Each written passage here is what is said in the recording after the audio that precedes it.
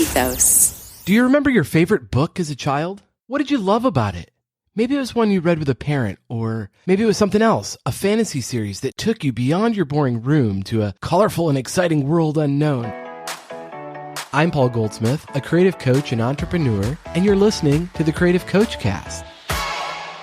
My kids really got into Harry Potter. For me, Choose Your Own Adventure was my personal favorite series. You remember those? If you want to take the risk, turn to page 88. If you can't decide, turn to page 91.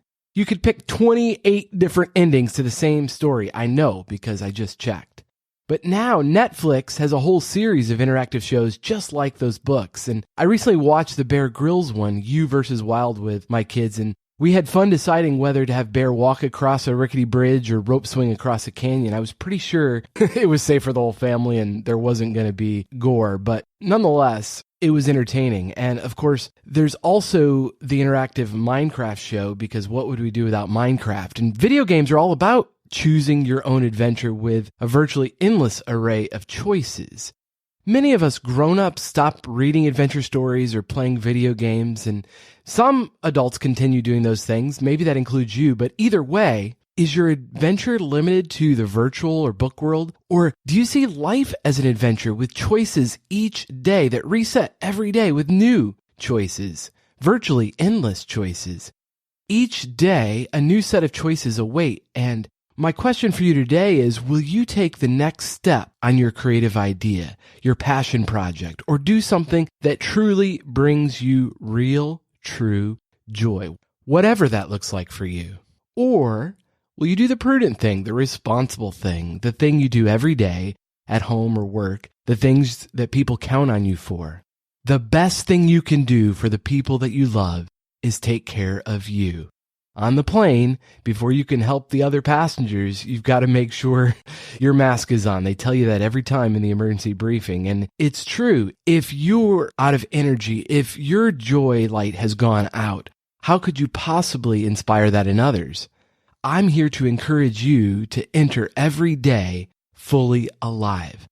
I know that there are some difficult circumstances, but as long as you're breathing, you have an opportunity to choose your own adventure. Of course, you can't walk away from all of your responsibilities, or you probably shouldn't. That'll create a whole array of new problems. But you can carve out creative time each day. To get relief from overwhelm and stress, do you check social media or turn on a show? No judgment here. I've done it. But one of my favorite authors, Richard Rohr, says, the best criticism of the bad is the practice of the better. And I tried a practice of the better experiment recently during our last family get-together and took off all social media from my phone, even left the phone on a nightstand for most of the time. It was so refreshing. I felt more at peace. I wasn't constantly reaching into my pocket to check the latest updates. My experience was further validated the next day when our family went to our favorite local restaurant and ran into our friend Jasmine. When we asked her how she was, she said, matter-of-factly, holidays just aren't the same. Everyone was just scrolling on their phone. And I was struck by how honest and sad a statement that was. Have you felt that? What's your experience? Do you find yourself or other family members doom scrolling? It's true, holidays are not the same as they once were. Seasons change. For one, you aren't a kid anymore. You get to sit at the grown-up table, which I'm not sure how much is a privilege. Nonetheless, if you have kids, what an opportunity to choose your own adventure and create an experience for your kids that you wished maybe you once had. Holidays can be stressful, but they're also an opportunity to rest, reflect, and reset our priorities. I'd like to encourage you to kickstart your new year with a new mindset, to be proactive at choosing real-life adventures over the scrolling at the first sign of discomfort or boredom.